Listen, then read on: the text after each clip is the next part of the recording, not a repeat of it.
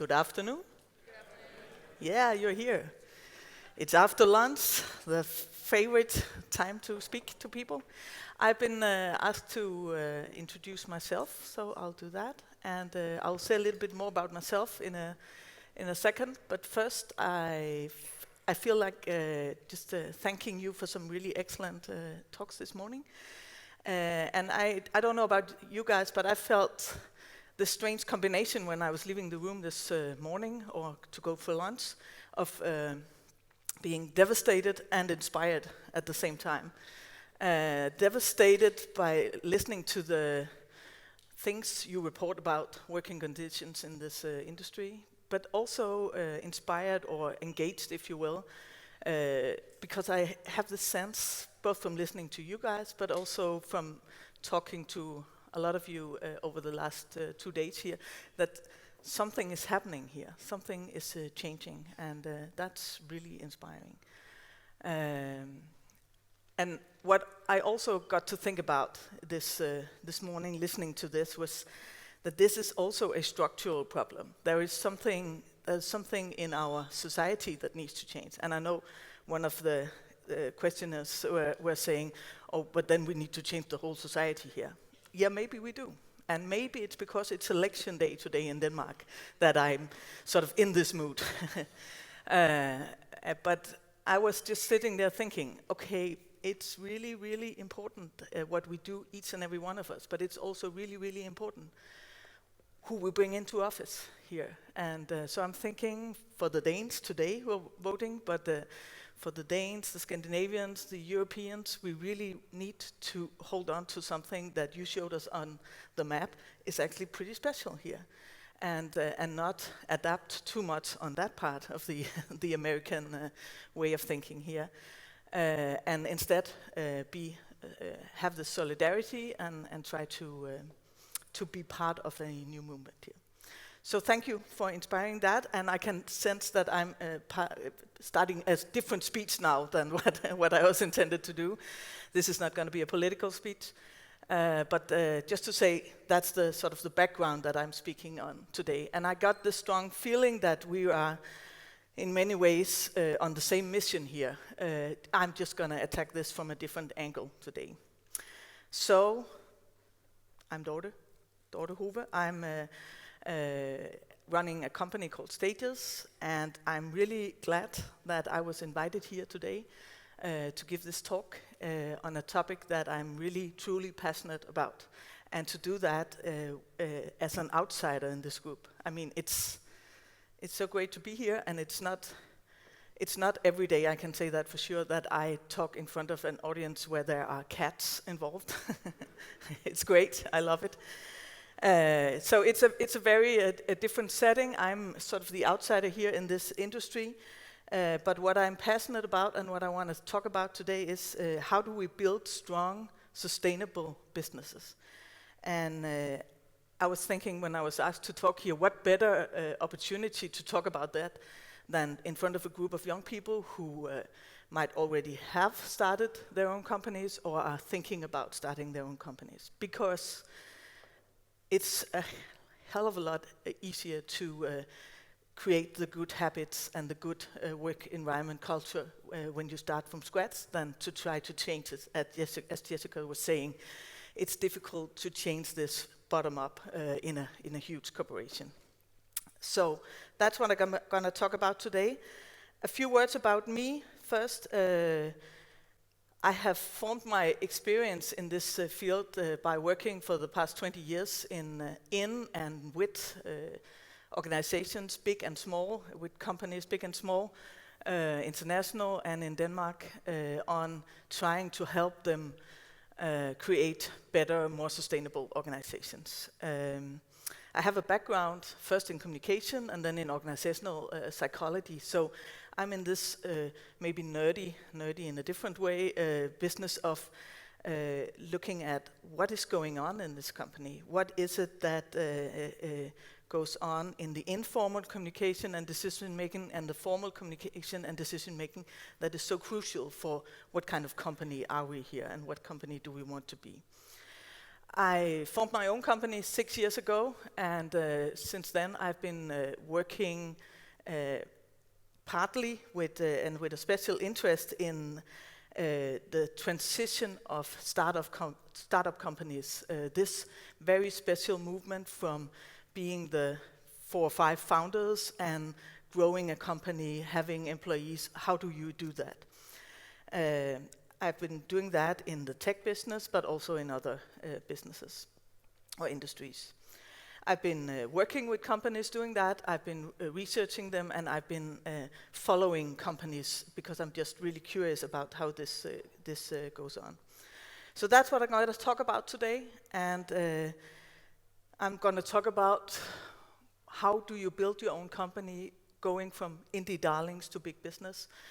And I'm gonna, in that sense, talk about some of the things that especially Jessica addressed this morning, but from a build your company angle here, and talk to you about, and maybe dare you on this concept of building your own company.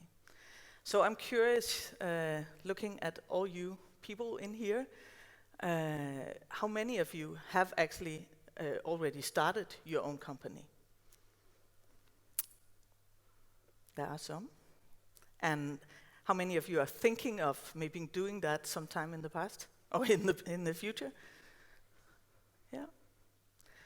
So maybe I'll try to, that could be my aspiration today, to dare you, to maybe more of you, to dare to go into that, starting your own business. Because that's another way of leading the change, as you were talking about, to actually try to transform this business area from your own perspective. I'm going to talk about this from 3 different perspectives. Founding a business. So, do I do this with my best friend, or do I look at this from a strictly business partner perspective? I'm going to talk about, so when we grow this and we're going to recruit, how do we do that? How do we look upon hiring the best people? How and when do we do that? And I'm going to end talking about growing the organization, growing sustainably, and designing an organizational structure that is good enough. And I'll come back to what I mean by that.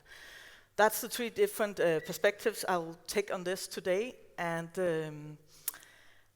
I know we've had the setup this morning that afterwards there are questions and you go to the microphone here. I really enjoy the interaction, and I realize we're a lot of people, so maybe you don't want to raise your hand in the middle of my talk, but I encourage you to do that. So if you are like me and you sit there and you think about something I said, you want to comment on it, or you want to ask me a question, instead of waiting till the end and thinking about that all the time, please interrupt me. I promise you, get back to my schedule afterwards.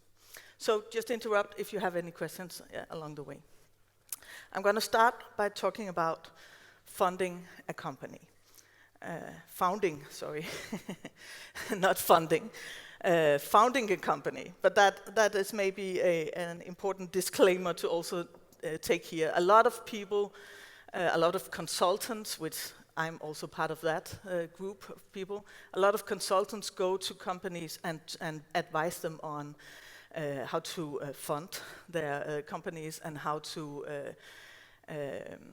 make business plans and so on. What I'm focusing on today is how do we build that internal organization. And that is, of course, not to say that one of the most important things is, are you good? Are you good at what you're doing? Do you have a good product that you want to come out with? That is, of course, significant and highly important before you start a company. But I'm focusing on that other more internal part, you could say. So founding a company. Yeah, I have to say, it starts with you. It starts with actually considering what do I want to make here? What is it that I'm in business for? What am I in this industry for? And I find when I talk to people who have founded a company or are thinking of founding a company, that they are surprisingly unreflected on this. Why am I doing this? And if you are going to change, which I dare you to do, if you're going to change this industry that we heard about this morning, I think it's really important that you make some considerations here, some serious considerations on why am I in this? Why do I want to form a company? What is it that I want to change here? And when I was preparing this, I was of course also thinking about my own journey into this. I spent a lot of years in companies, some of them also with some of the toxic elements we were listening to this morning, thinking, I can change this. That director, he's really, really not good for this company. But I can somehow be that middle. I was in some of the companies I was in, I was a middle manager. I can mediate here and make it not so bad. And after many years trying to do that, I just had this feeling, this is not the way I can change this. I can change it by going out, creating my own business, and then to have it as my business mission to help other companies not build this toxic environment. So that is my important why here. But for you to ask yourself, why do I want to form a company? Do I want to just be independent and not have anybody being my boss? Maybe you should just be an indie developer and not form a company. Or do I really have a vision around this? And what kind of company am I dreaming of creating? What do I want to see here as a change? I put at the bottom here, what kind of leader do I want to be? Because I realize when you are perhaps only starting to think, yeah, maybe I should form my own company. It's difficult to, at this point, be very clear about what kind of a leader do I want to be. But to give some thoughts to what kind of a company is it that I want to form if I'm going to form a company. That brings us to the first dilemma here. I stole this from a book, and I just like this diagram here saying, so consider for yourself, should I really become a founder? What is it that I want to do with this? If you're not clear about that, maybe don't go there. Should I be a solo founder would be the next question to ask yourself. There are a lot of advantages to that. You are your own boss. You don't have to discuss with other people what and how you want to do this. If you say yes to that, you will directly go to so after founding my own team here, being my own boss, should I have team members? In your industry, I can not really imagine if you're not going to be just the hired hand or the indie developer that you will not need a team around you. So how do you do that? If you say, no, I don't want to be a solo founder, I want to do it with somebody, then there are a lot of other areas that you will get into, and that's what I'm going to talk about now. Because science has something to say about this. And the numbers are pretty clear here that 39% of all tech companies are founded by more than one person. So there are a lot that are not founded by more than one person. But more importantly, maybe, companies with more than one founder grows 3.6 times faster than companies with a solo founder. Why is that? Well, I'm sure some of that derives from the fact that we have just more hands and more different skill sets that we can bring into this. But there is also a new built-in dilemma in this. So, because this could, of course, point to, okay, so I should definitely found with more people. I should be with a group of people around this. That brings us to the next dilemma. 65% of all failures in startup companies relates to problems within the startup management team. So what do I do here? These numbers are from a survey made with a huge bunch of investors, capital funds. They were asked when they get companies in, and in that transition period where they are investing in them and they are about to set out for new growth, what do they see as the the most significant problem or the most significant reason for failure, and they said 65% of all failures are problems within the management team. Actually, the number is even higher if we bring in the next question. So rank the top 3 of things that could cause a failure here. Then it's 97%, they said. So starting a company with a group of people, whether you're 2 or you're more, is a difficult business. It's difficult. There are lots of things that could go wrong here. So I better start up my company with someone I know really well, right? Best friends.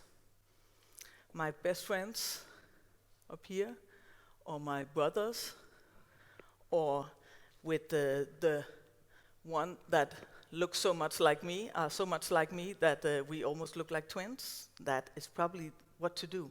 I should probably go for that. Well, a lot of people do that. It's a very bad picture here, but you probably recognize these 2 guys. Maybe, and their excellent hairstyle. Maybe some of one of the most famous business couples in newer business history. Were they best friends? I don't think they would say so, but they were friends before they got into business together. And in many ways had this homogeneous way of thinking about what to do. What they seem to have not had, if you hear both of them talking about their past today, is they didn't really share the same values here.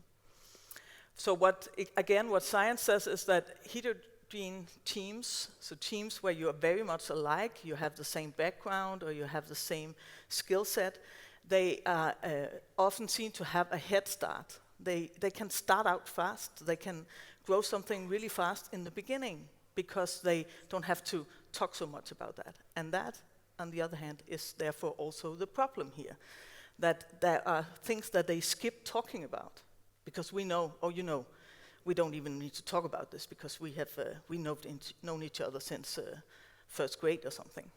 Yeah. But what we see when this is studied is that these teams that are very homogeneous, they tend to conflict much more after half a year, 1 year, when they are a bit down the road in their business development, they tend to conflict more. And that goes especially for teams where we're talking about really close friends or family. So what we are going to look for are team members that have complementary skills and shared values, and we should try working together with them before we found a company. So what I'm saying here is it's good to have people that you share values with. That could be your friends. But if your friend is also, you are the best developer in class and he or she is the second best developer in class, complementary skills? No. You have the same skills, and in the beginning that will set you off for a head start because you can just go into this and you don't need to talk so much. After a little while, chances are, risk is high, that you will be fighting for the same positions here, and you will have diverting opinions on the same sort of area that you're both expert in. So complementary skills, different skills, and then shared values. And that's where it becomes really dangerous if you are really close friends or if you are family members, because that's something we take for granted. But to actually dig into that and say, what is it? Go back to the why that I started out with, and really dig into why are we in this? Why are we going to do this? And what will we do if this and that? And of course, some of that can only be hypothetical because you have not made this business yet. But to think of as many of these situations as possible. What is even better is what I say over here is that you should try working together. And I was thinking about that yesterday when we heard your presentations in the groups and we saw you working together, presenting for us out here in the hallway, that you are really, really used to working in strong teams. And I enjoyed seeing how you gave room for each other and really seemed to be good at that. What I often see when I meet people who have done stuff like that, work like that in university, when they go into business, they tend to forget that important knowledge. So please don't do that. Please bring the knowledge you have of what makes a good team, which is not having all the same skills. You have very different skills in the groups that presented for us yesterday, and also use this time here at university to build, and you were talking about that, yes, Jessica as well, build these strong networks. Maybe not necessarily in order to found a company with you and you next year after graduating, but in the future to build on these relationships in order to maybe in the future form something together. Because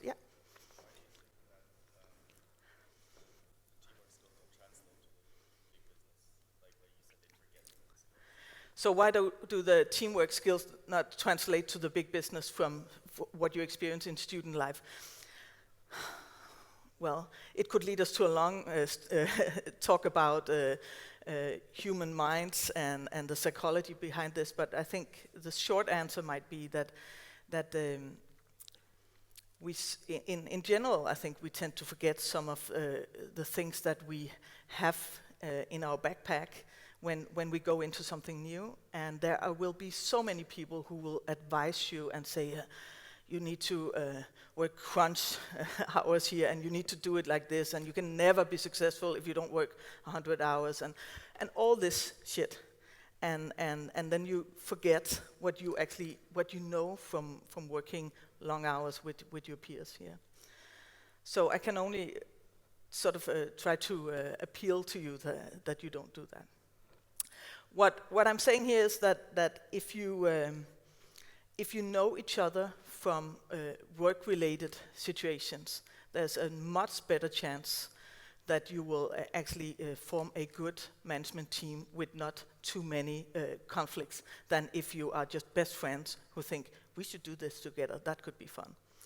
I was recently working with a Dutch company who are they are in a very different industry, but that's not really relevant here. They are immensely successful in what they're doing. And I was talking to this management team of 4 who's been together in this for 10 years. And I was interviewing them and trying to ask different questions all around this. And I really couldn't get them to think of any really serious conflicts that they have been in ever in those 10 years. And I don't think I really ever met founding groups like that before. And I think the secret lies in this, that they had been partners, or working partners in a different company where they were all employees before. So they had very different skills, and they had very different roles there, and they have seen each other act in those roles. So it was easy for them when they founded this company together to draw upon that. They knew each other in stressful situations. They knew each other's strengths and weaknesses in a working situation. So look for that if you're considering founding a team. So the next dilemma could be, so what is the perfect size of founding a team? Well, I don't think there's any thing to say about that that goes for everyone. But what is important to say is that each added person in a team adds complexity to the process. And I'm sure you all know that from your project groups in university and in school before that, that when we are more people, it takes more time to reach to a conclusion. How are we doing this? That, again, brings us back to the importance of the complementary skills, the shared values, and then one extra thing, that we have clear roles. So if you are going to bring in, if you're 2, 3 people who are thinking of founding something together, starting a company together, if you're going to bring in that 4th person, be really sure that you know why you're doing that. What is he going to do in this company?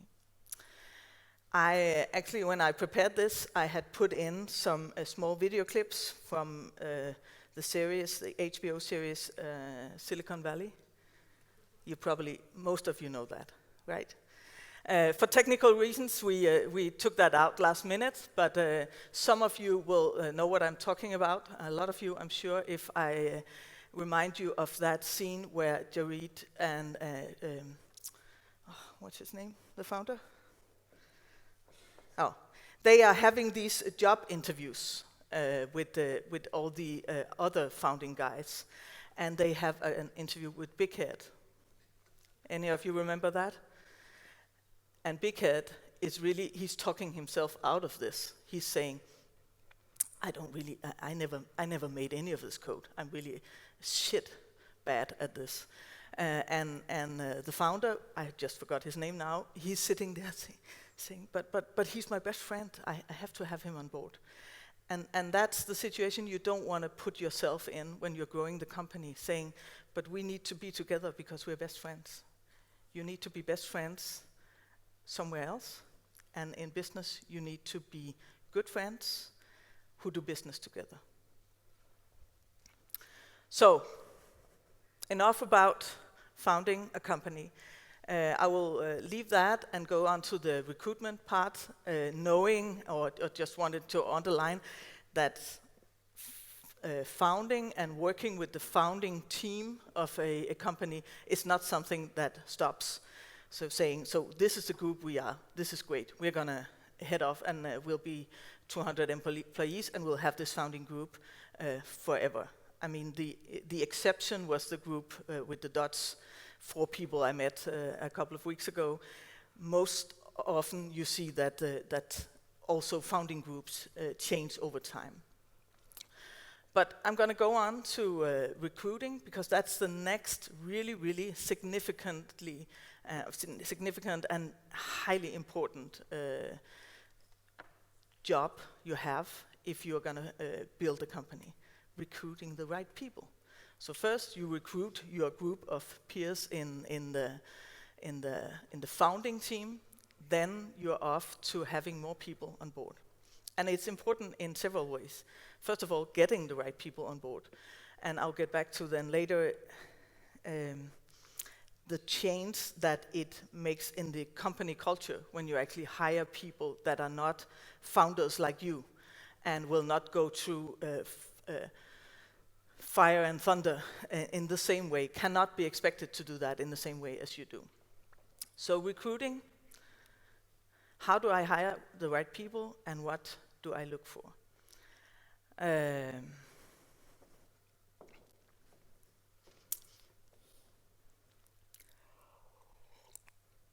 One of the questions I often get when I talk to founders, company owners who are in this transition process. So now we've been this group of people who founded this.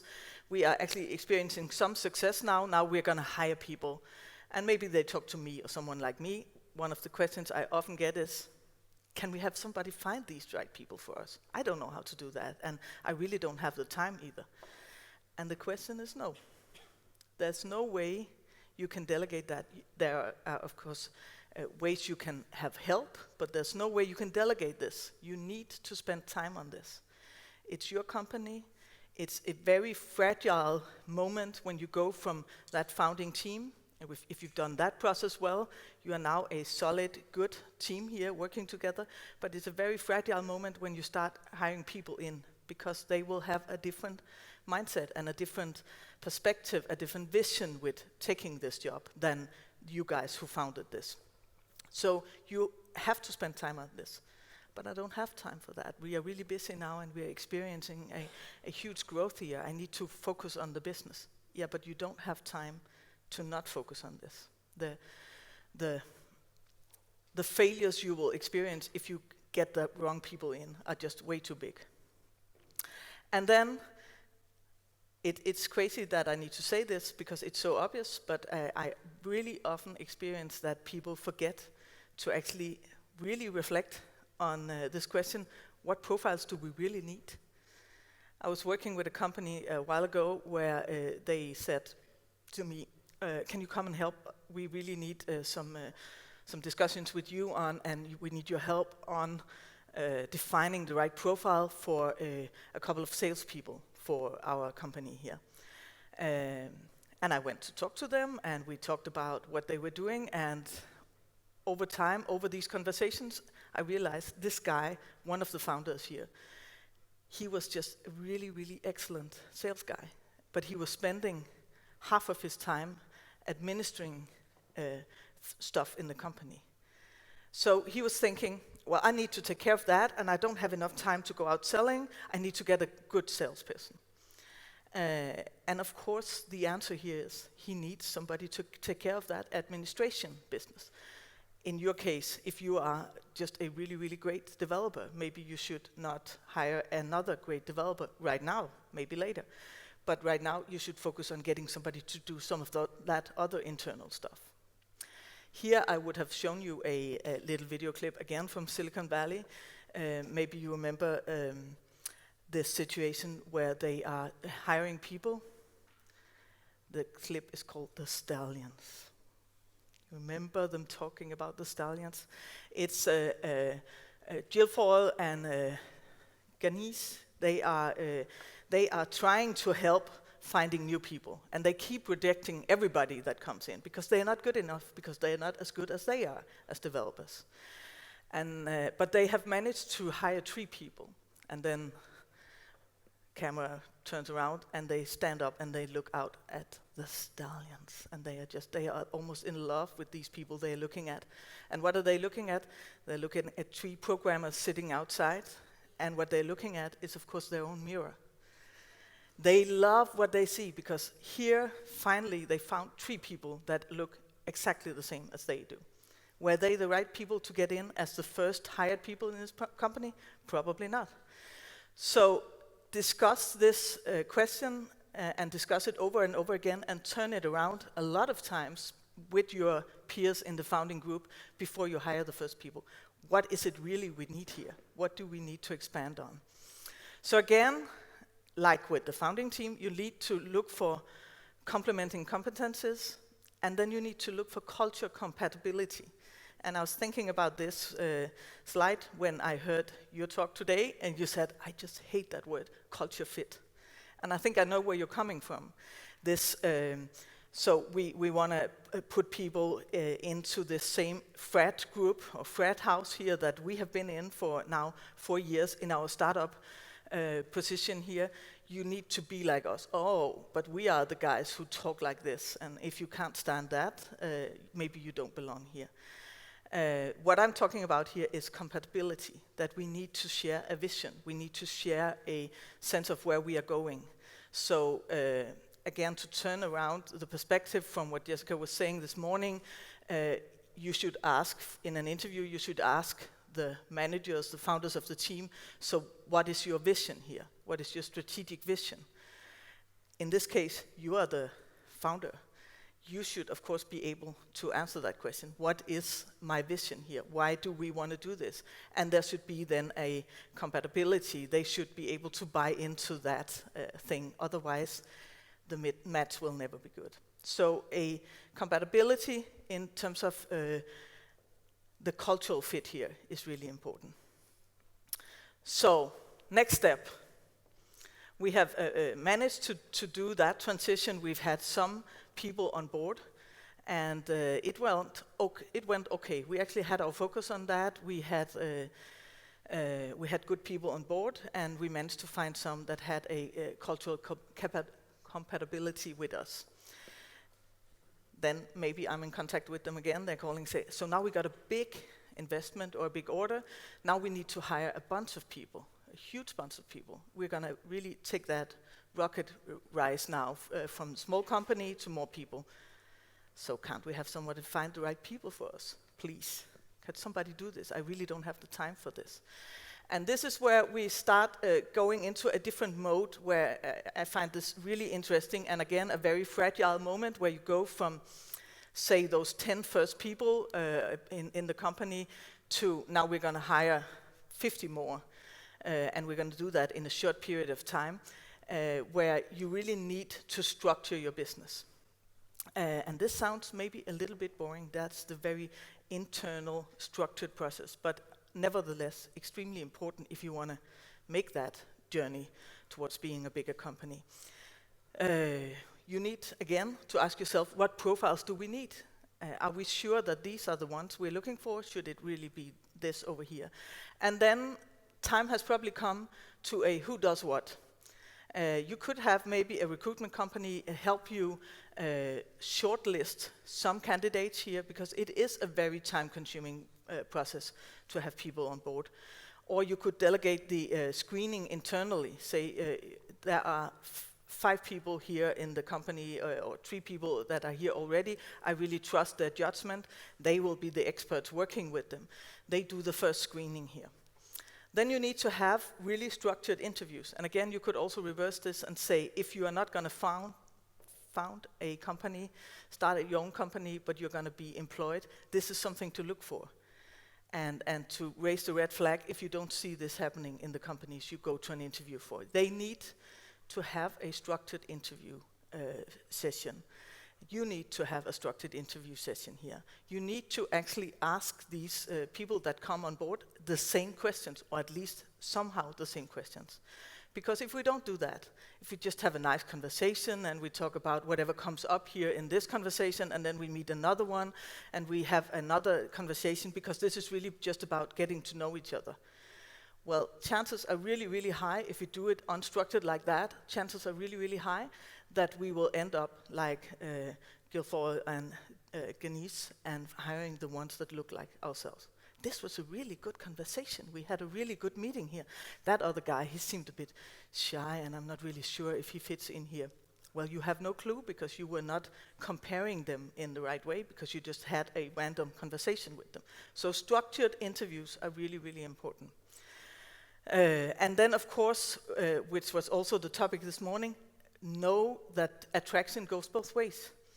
That even though there are a lot of people that want to be hired, and hopefully you will create a successful company where people want to get hired by you, even though that's the situation, you must never forget, if you want to create a healthy organization here, that it's always a both-way situation here. Take references. Make sure that you actually ask your way around in the industry. What are the references on this person? How did what do you see as his strengths or her strengths in this job? What should I be aware of? How could I best help this person prosper in my company? Those can be good questions to ask, and take references. What you cannot do is outsource the decision. The decision still stays with you. And there are different religions here in terms of how big are you going to be before you cannot interview all people in your company. I would say you have to be pretty big before you hand that over to somebody else. You could have screening interviews with somebody else, but the final decision, looking people in the eye, saying, do we share the same vision here? Is this actually the company you want to work for, and do you want to do it this in the way that we have presented for you here? You have to sort of still have that gut feeling with you. And I would say up to a couple of hundred people, you should still prioritize to be part of that process. Hiring people, should we hire people from big corporations or from small startups? That's also a question I often get when I work with those transition companies. You are going from the small group of founders, or you're going from the 10 people and to the next 10 people you're going to hire. So will it work out if I take in people from big corporations? They have been used to another working conditions. They will ask for the employee handbook. We don't even have that. I don't even know how to spell that yet. Or should I go for those from the small startups? Again, I don't think there's a clear answer to that, but I think when you get applicants from bigger corporations, it's even more important to pay attention to explaining what are the cultural differences here. You were also talking about that today, that you have experienced those exact differences that you might work long hours in the small company, but if it's a good working environment, you are willing to do that because you're part of that spirit. And in other companies, if the spirit or the culture is toxic, it's going to be a terrible place to work. And whether you will thrive in that, coming from a big company or small company, I think it's more about that cultural compatibility than this. So I just brought it in because I'm often asked about that. Does that matter? Is it more difficult to get people in that come from bigger companies? What is really important is the transformation you're making from this recruiting or getting together the bunch of people who are going to found or start up this company and into the where you recruit people. It's the transition you're making as an organization.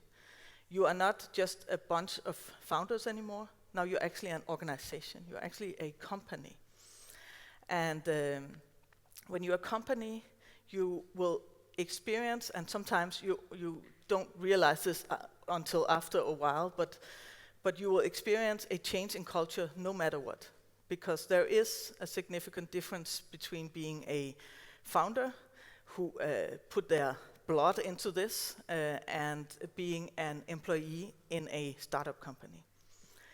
So you have to be prepared for that, and I'm often working with founders who are so frustrated about these employees that actually think they have workers' rights and want to go home and have dinner with their family or whatever they could come up with. And over and over again, I have these discussions with them but you are not longer a founding group. You actually have employees now, and that requires something else from you. It actually requires you to be a leader. And that is probably not something you've learned.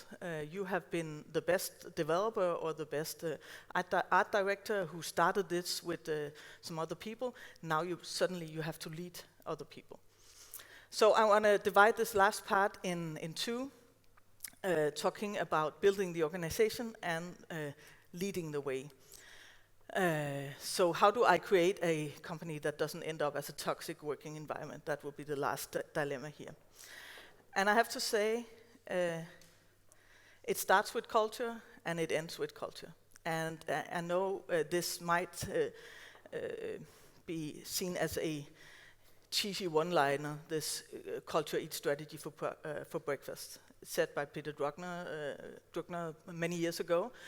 But I think the reason why it sticks around this one-liner is that it's so damn true. That if you can have as many strategies as you want. You can have really good orders, and you can have a vision on where you're going. But if you neglect the internal structure in your company or the internal culture in your company, I have to say you're fucked. That's just the way it is. You need to pay attention to this, and.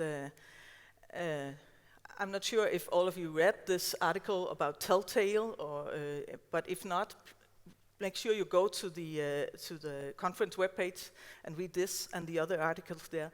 There's so much good stuff here on, if you are thinking of becoming a founder, on what not to do.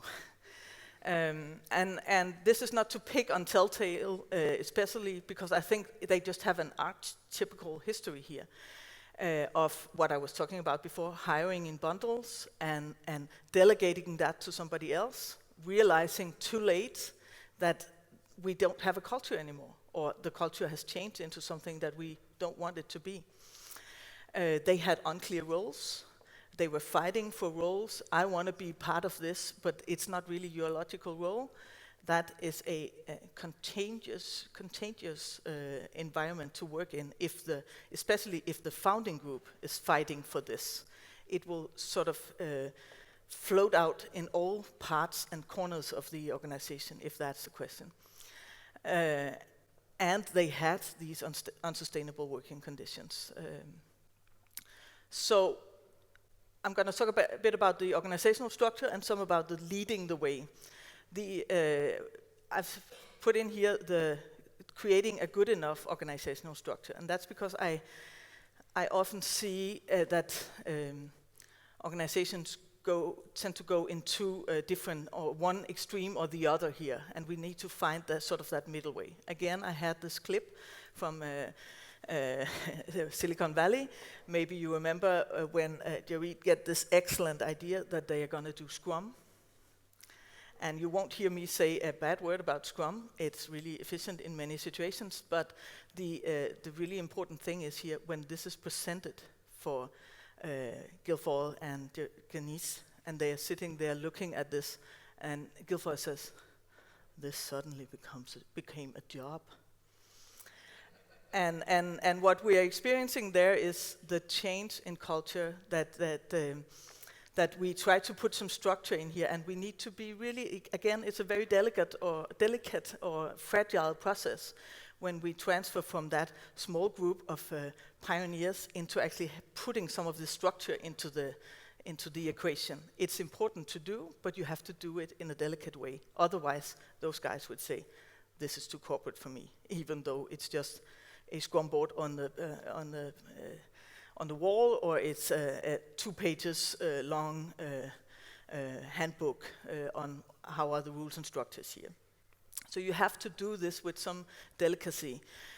What I often see is that either you stay in this too long, we don't really need a structure here, we're just the cowboys or the indie guys who sort of build the road as we go and learn by that, or you go to that other extreme where you maybe you meet a consultant or consultancy firm who convince you that you have to have this really important organizational structure. You need to have this CRM system that is way too big for what you are actually trying to build here. So make sure that you don't fall for that you build a structure and you make somebody help you do that, but that you don't overdo it. I mean, if you are 50 people, you need to have some sort of organizational structure, but you're not Microsoft. So get rid of all that too big organizational stuff. More important, maybe, is that it's you, again, who leads the way. Yeah?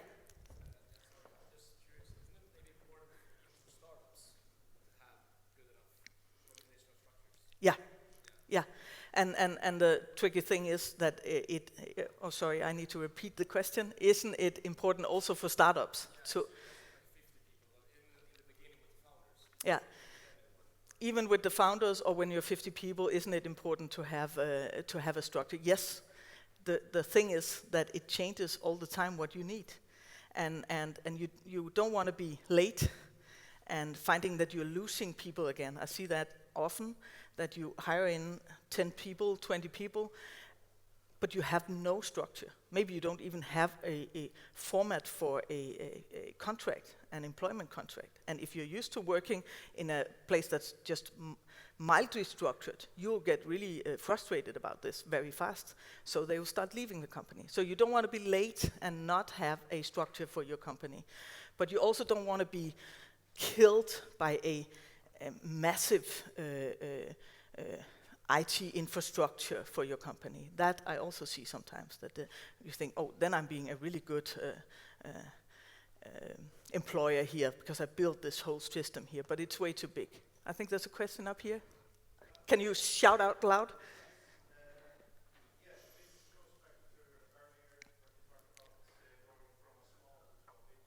Yeah.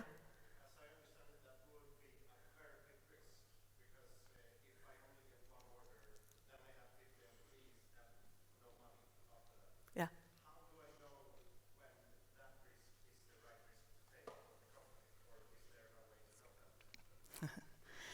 So the question is, you heard me right, that saying it's a very vulnerable situation when we transfer from being that small group of founders and into having more employees. How will I know if I have enough work for them to do? And I think there's no way you can surely know that. What I see is that all startups struggle in that transition. That's why I find it so interesting, this particular phase in a company's history. They struggle with not being too early in hiring and not being too late. And there's no real easy way to say when is that, because a lot of people in startup companies get way too overworked because they wait too long to get that person in. And then you have this downward spiral where you, when you hire them, when you are just extremely busy and all worked out, and you don't take time to find the right people, you just say, I need to get 3 more developers in here because otherwise we're not going to make this deadline. On the other hand, of course, you don't want to bring in people too early because they maybe quit another job to go work with you, and you don't want to get them unemployed tomorrow. So it is a delicate balance, that's all I can say, and that's again where it's really great to have a group of founders with different skills that can look at this from different angles and maybe seek help from advisors outside of your company.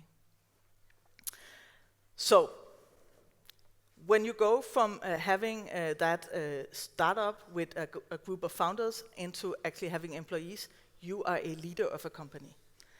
And I cannot underline too much the difference in perspective that will bring to you. And nobody's really prepared for that, I think. It's something that you learn along the way, but what you need to do in order to learn that and not create a toxic environment here is to be aware that there is a big change here.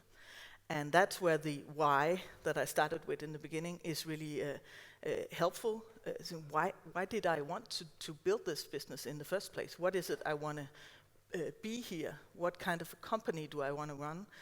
And I, of course, hope that it will be a company that built on trust, as it says here as the first dot. And I say that not just because, you know, I'm in the soft psychological business, but because I actually see that the really successful companies are the ones that do that actually build on, well, I hired intelligent people here, so of course they can do the job. If I'm picking on them all the time, if I'm micromanaging them all the time, chances are they will act like employees saying, oh, okay, so that's my salary, okay, I'll go home. If you actually delegate work to them, if you trust them, if you tell them that we are the superhero team, I like that metaphor, where you are skilled at this, I'm skilled at this, and we help each other build this. They will still be employees. They are not in this in the same way as you are as founder, but they will go a much longer way together with you, and you will have fun doing it. So that's the build on trust, because most people will actually like that. They will ask for that empowerment. Some, of course, will come to you, and this is a culture that can easily switch. They will come to you, especially if you micromanage, they will come to you with everything. They will ask you 1,000 questions a day. And it's a good alarm clock or red flag to have if you are starting to have employees around you and you find that you are answering questions 10 hours a day about big and small things. Maybe I should start delegating a bit more here. So what I say here is avoid the monkey business. And by that I mean that you are my manager, I tell you a problem and you say, okay, I'll have a look at that. The monkey is now yours. And a lot of managers, leaders, I can tell you, go home from work every day feeling that they have like a zoo on their back, a zoo of monkeys that they are now supposed to deal with. The thing is, you need to delegate this so that instead of saying, oh, I'll take care of that and I'll fix it, or I'll call him and see what we can do about this. If I instead empower you, now you're my employee, and say, that's a shitty thing. Thank you for telling me. What can we do about it? What would be your suggestion here? I keep the monkey with you. Not that I'm not helping you, but we are in this together. I don't bring the monkey home. You need to nurture the culture, and that is not sticking to that culture fit of you need to be like us 4 guys who started this in a garage, but it is you need to nurture the culture of the organization that we actually belong together here. And you need to build this good enough procedures that I talked about before, and avoid the too much plug and play. Yeah.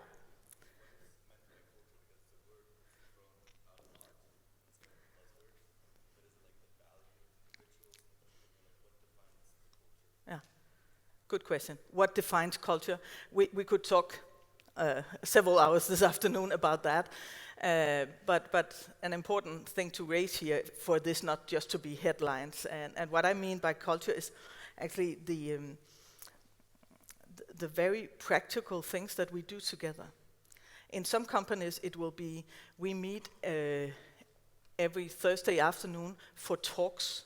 We are really close to the research business, so we like to bring in excellent speakers to have give us a talk about something for inspirational reasons.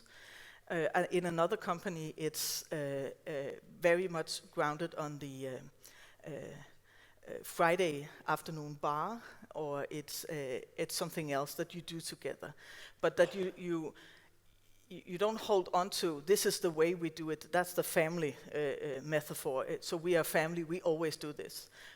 You can change this culture over time, and you should if you grow your business, but that you are aware of when is this changing.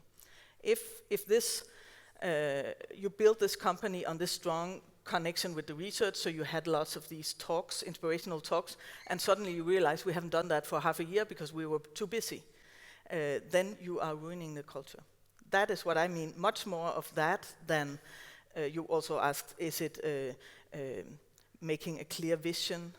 And I would definitely prefer the first very practical term of looking at culture to we need to go on a 2-day retreat somewhere and talk about what's going to be our headline for our vision in this company. It's all the day-to-day little things that you do.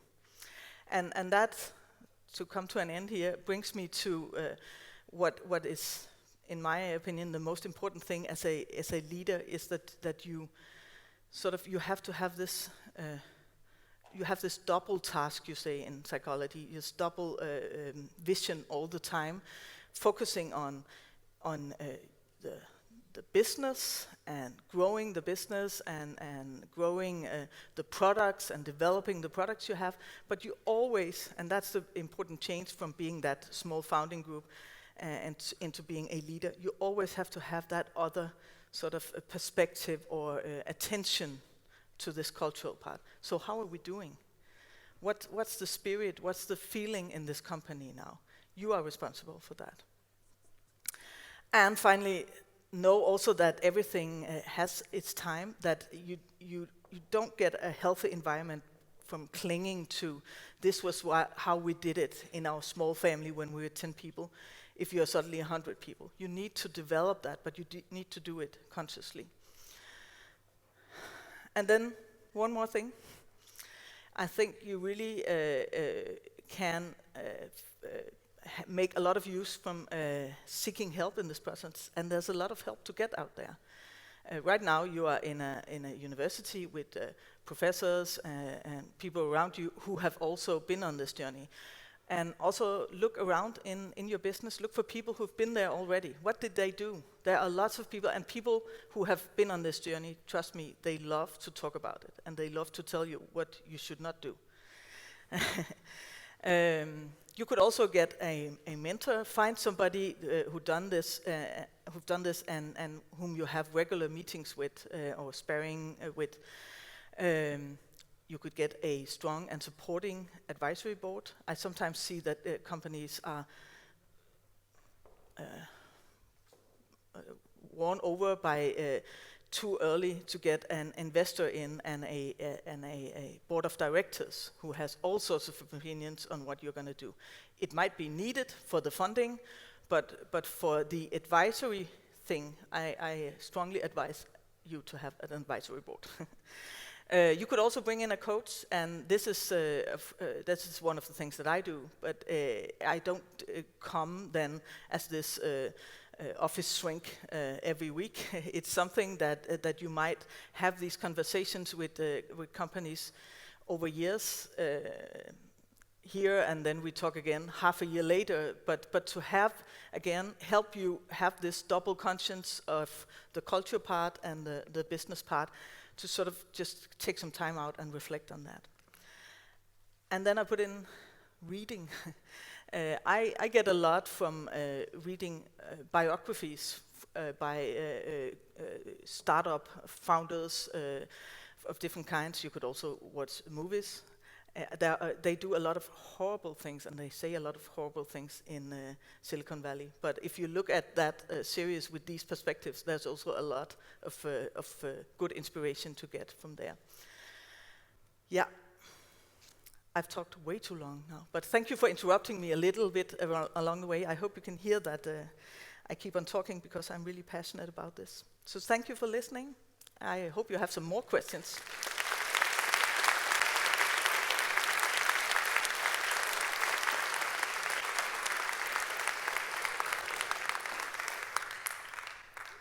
So anyone is welcome up to ask any more questions? There's one up there. Wait, do you want to come down for the microphone, maybe? Out of curiosity, what's the Dutch company called? The Dutch company is a company called Dorthe, and it's a company that's in the healthcare industry.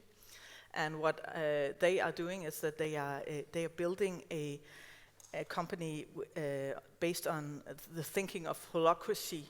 If any of you have heard of that, they have sort of skipped a lot of the management layers, and they have self-managing nursing teams, and it's not like we're talking, okay, so you can manage that with two or three teams of nurses here.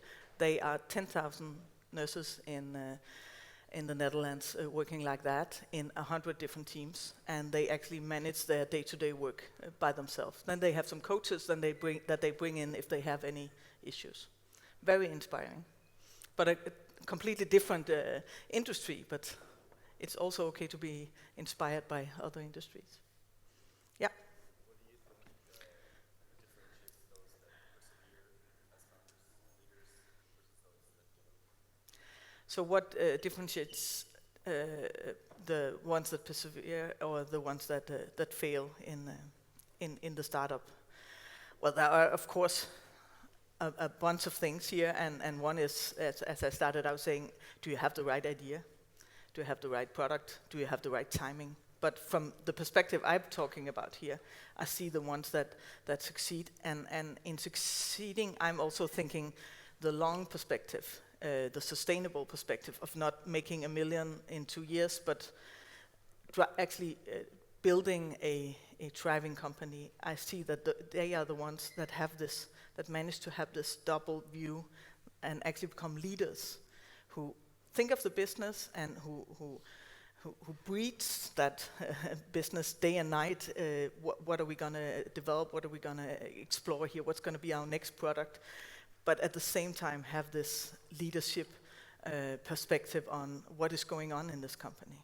And you can ask them, even if they have 400 people, what's going on over there. Not micromanaging, but what's the atmosphere? What are they working on here? They have a feeling because they care about the company as this mechanism or organism of an organization.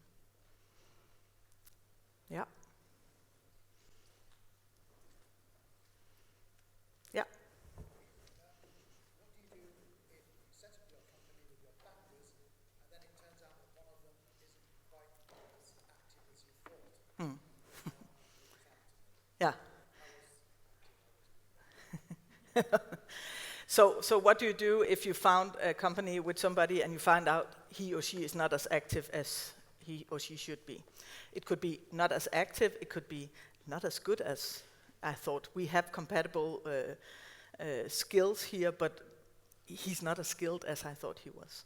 Well, I've seen a lot of bad examples on and this go terribly wrong in the process of then splitting businesses. And that's one of the main reasons why I'm in this business. I would like to prevent that. So I think one thing is, again, back to how do you start this out in the first place? What kind of conversations do you have? And if you start out with your friends, it's a bit like in a marriage when you start talking about what should be our exit plan here when we divorce. But it is actually important to do that also with a partner that you go into business with, that you talk about. So if we're not succeeding here, if we find out that this is not going to work, how will we do that? To have that plan in advance. I don't know if you had that, but that's one thing I've seen working. if you actually spend some time on trying to do that.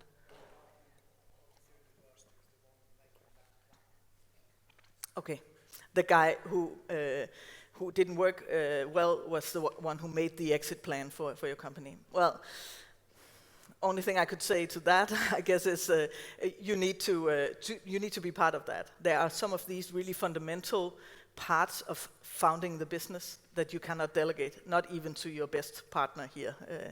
You need to agree on that, both of you. Yeah. I think time is running out, but one more question maybe, or are we done? Yeah, over here. If you assume that we have started a company, with someone we think is a really good partner, but we never worked together before, and there's this phase called the honeymoon phase that we all have students here. And we realize that after that phase, it's not actually working, this partnership. Would you recommend us to go ahead and try to solve our problems even further, or not spend time on it and basically split up in the beginning? So the question is, if we are in this honeymoon phase and everything is just love and harmony and milk and honey, and then we find out somewhere along that road that this is not really working, should we then give up? Or is that the question? Yeah. Again, there's not a fixed answer to that, I think, but I think you have an excellent opportunity here to try out different setups of cooperation with different, not only different skill sets, but also different personalities. So you could actually train this double attention that I'm talking about. You find somebody, you want to make a product with them. We heard a lot of that in the presentations yesterday. We wanted to make this product. But if you train already now while you're studying, your attention to the team part, saying, this would probably not be the one that I would always choose, at least not for my best friend, but it could be interesting to see if we could actually make something here together. So now I'll try to work with a personality very different from mine. I mean, it's a bit more risk-free now in the student life than if you have actually founded a company and found out that this was not going to work. So try it out and train this perspective, I would say, would be my best advice. Did you have one final question? Yeah, I was more curious about bringing in a coach. Yeah. Is there like a concrete job role in the business? Some concrete. Yeah. So bringing in a coach, is that a job term in the business or what? Well, there are probably a lot of different setups here. I would say for a small company, and even if you are 50, 60, 70 people, you should not hire one for a full-time employment as a coach or even as an HR partner. There are different religions here too, but that would be my experience. But you could bring in people, that could be the very specific part for helping you hire people, because some people are actually trained in and knowing what to look for. They could help you in that sparring process.